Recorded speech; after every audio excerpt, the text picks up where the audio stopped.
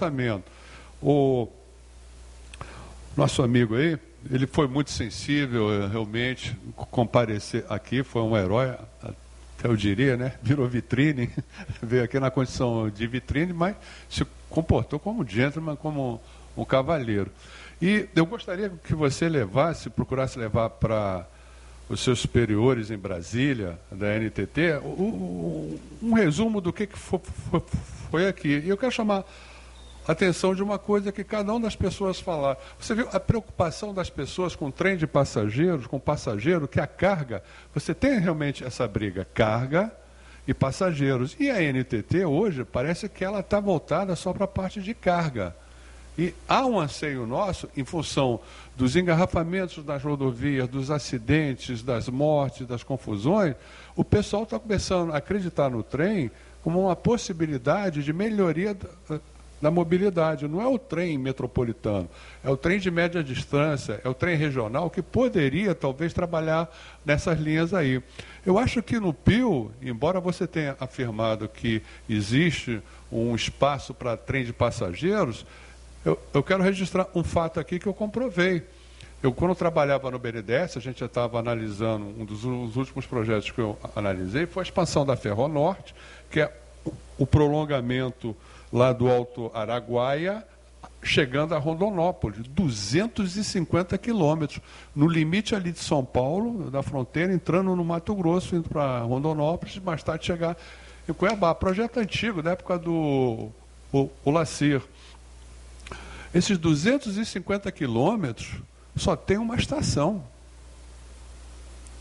A estação Rondonópolis, que vai carregar soja.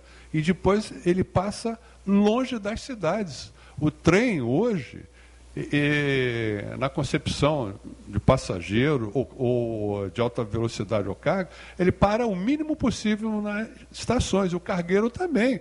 Não tem esse negócio de antigamente, a cada 6 quilômetros, era um estribo, era uma estação, era um posto telegráfico. Isso acabou. Não tem sentido. Você vai parar um trem de passageiro em determinadas estações, a 50 quilômetros de distância, 60 quilômetros. Porque senão se torna inviável. O trem leva 8 horas, 10 horas para fazer um percurso pequeno. Poxa, para fazer um trecho de 10 quilômetros, você vai de ônibus, de táxi, vai a pé, vai de bicicleta. Então, esse novo traçado do Pio, ele contempla o trem de passageiros numa outra concepção. Alguém falou aí que o trem de passageiro, que o trem traz o desenvolvimento para certas regiões. Esse modelo cargueiro não, porque o trem está indo até Araguaia, de Rondonópolis, de Alto Araguaia a Rondonópolis. Ele vai passar afastado das cidades, tá? Vai ter meia dúzia de funcionários lá no terminal que vão carregar. Entendeu? Exatamente. Ele confirmou isso. Agora, se nós temos uma malha ferroviária que parava em várias cidades próximas, coisa e tal, que poderia ser operada numa concepção ainda romântica, antiga, tá? Com a ajuda do governo federal, para fazer uma ligação daqui a Campos, não parando em todas as cidades, mas parando em algumas cidades, tracionado por uma locomotiva a diesel, andando uma velocidade de 60 km por hora, eu vou preferir, quando eu quiser ir para Cabo Frio, para aquela região, ir de trem. Porque enfrentar a BR-101 é uma loucura. É isso que a gente quer, que o governo federal veja. Já que não dá para implantar o trem de alta velocidade, vão tentar implantar uma meia-sola, mas uma meia-sola melhor que aquela meia-sola que era a rede ferroviária antigamente. E como o Cesário disse, Cesário, nós temos condições de fabricar equipamento bom, de qualidade, para atender essas novas demandas. Então, a gente gostaria que o governo federal, quando pensar na ferrovia de carga, pensasse também não só nessa carga commodity, que pega lá do interior, leva direto até o porto, exporta para melhorar a balança comercial. E a carga que está na rodovia, que vai do Rio para São Paulo, de São Paulo para o Rio Grande do Sul, que vai por container, que vai pela estrada. Por que não capturar essa carga que é de grande valor agregado? Você vai tirar uma quantidade de caminhões muito grande da estrada para resolver isso. Então é isso que a gente quer, que o governo olhasse, repensasse esse modelo do Pio para colocar, para receber espaço, para colocar, repensar o trem de passageiros, incluir a carga geral no sentido norte-sul. Tá? Eu queria fechar com isso, tá? Reiterando mais uma vez.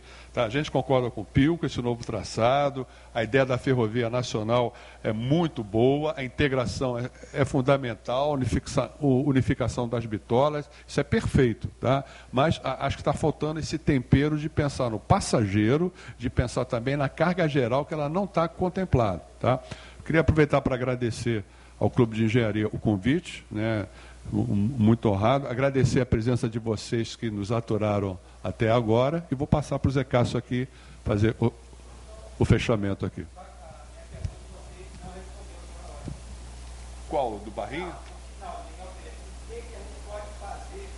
Eu vou conversar contigo aí. Tá, vou conversar contigo. Nós temos que arrumar um empresário que faça esta operação para você, ou o governo.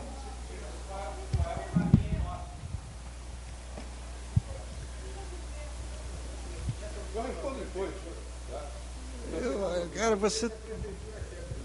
A agência, é isso que eu estou te falando. A concessão, ela é feita através de licitação. E a licitação, a NTT é que faz. E a NTT só faz a licitação se houver uma manifestação de interesse firme da empresa que quer prestar esse serviço.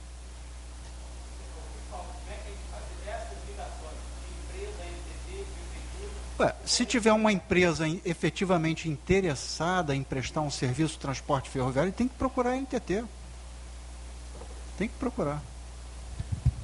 Bom, já que tocou no assunto, eu tenho que falar. Existe o empresário interessado em operar. A Prefeitura de Miguel Pereira, até então, um assessor do prefeito havia me dito que o DENIT cedeu aquele trecho para a Prefeitura de Miguel Pereira. Tá? Então, ele ficaria sob a responsabilidade, já que não tem nenhuma utilização. Tá? Só que, a Prefeitura não tem recursos para recuperar o trecho, que foi abandonado pela FCA. 2, o operador interessado, que seria um homologado, a Serra Verde Express, por exemplo, estivemos conversando com ele, que opera vários trens turísticos, ele não tem grana para fazer isso, ele é operador, ele não é investidor. Então, quem deveria, aí lembrando mais uma vez da sensibilidade da NTT, dessa indenização que a FCA tem que pagar, que ela recuperasse, entre outros, o trecho entre Miguel Pereira e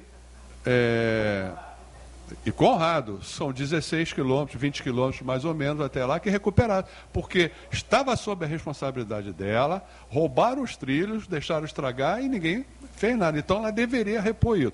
Aí, repondo os trilhos, aí depende da NTT obrigar eles a colocar. Né? Colocando os trilhos, já fica mais fácil para o operador colocar o material rodante. Ele precisa só... A gente estava vendo onde conseguir material rodante, parece que a gente já sabe, o problema é resolver com a locomotiva, onde conseguir, mas a gente está para conseguir uma locomotiva a vapor. O problema é que ela não vai conseguir subir. Entendeu? Você vai precisar de uma diesel para tracionar.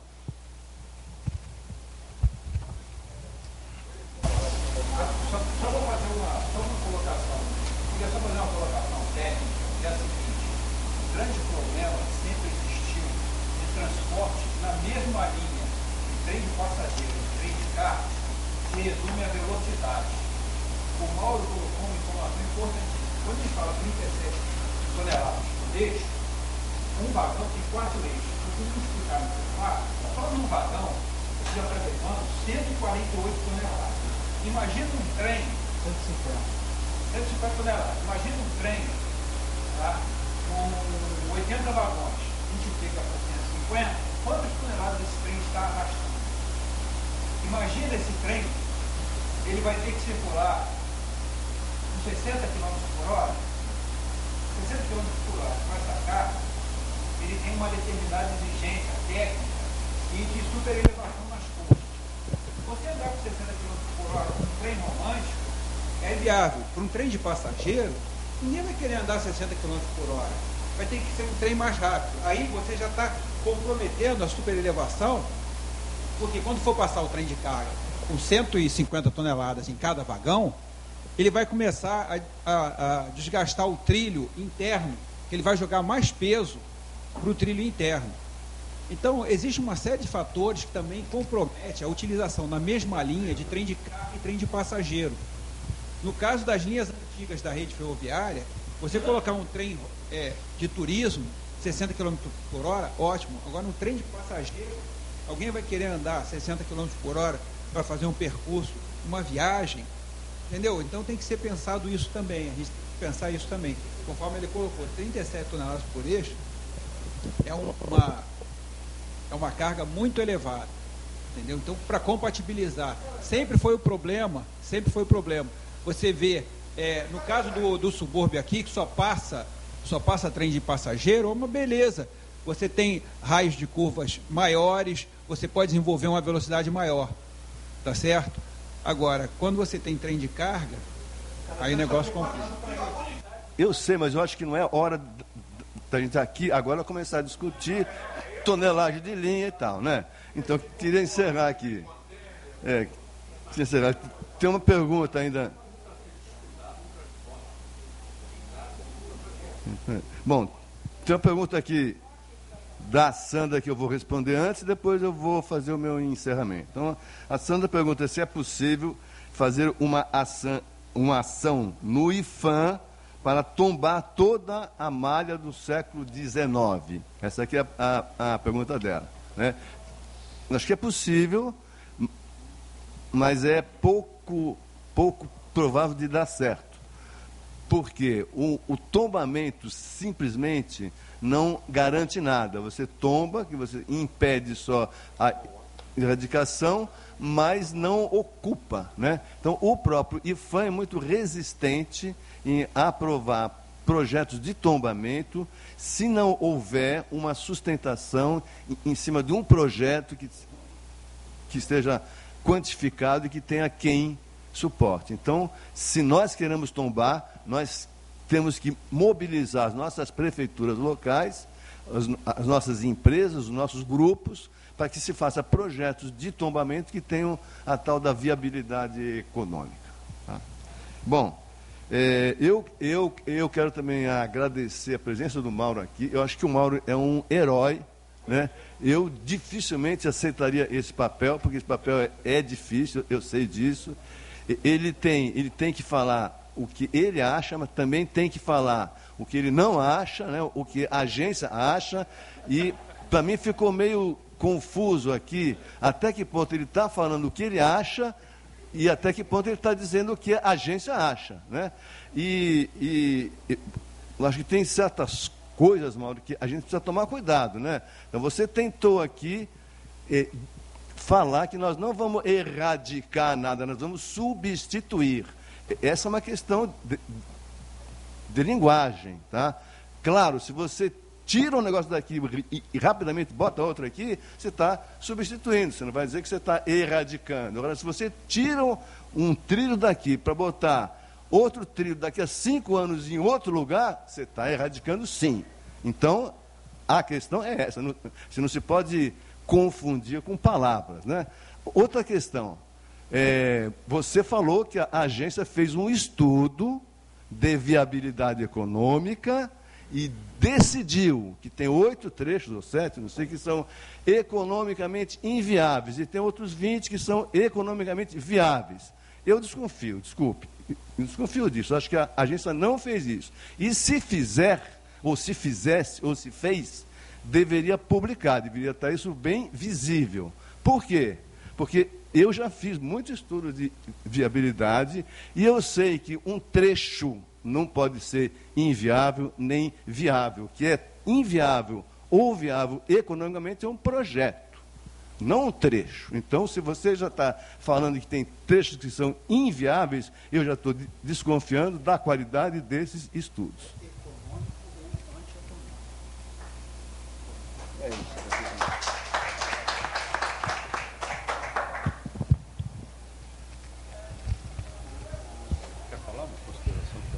Obrigado aí por vocês entenderem a minha posição. Como eu falei, me sinto em casa e eu acho que o Brasil precisa de uma malha ferroviária nacional e nós estamos na busca de soluções para isso. compreendo todo o anseio do Rio de Janeiro, que é meu estado. Nós perdemos muitas linhas, mas temos também uma geomorfologia que dificulta muito a nossa logística aqui. O governo do estado, a Secretaria de Transporte do Estado, está desenvolvendo também um programa de logística do estado, de como vai atribuir os terminais, como nós vamos operar aqui. E isso está integrado junto a essas novas linhas do PIL também, junto com as regiões portuárias, as melhorias que vão ser feitas.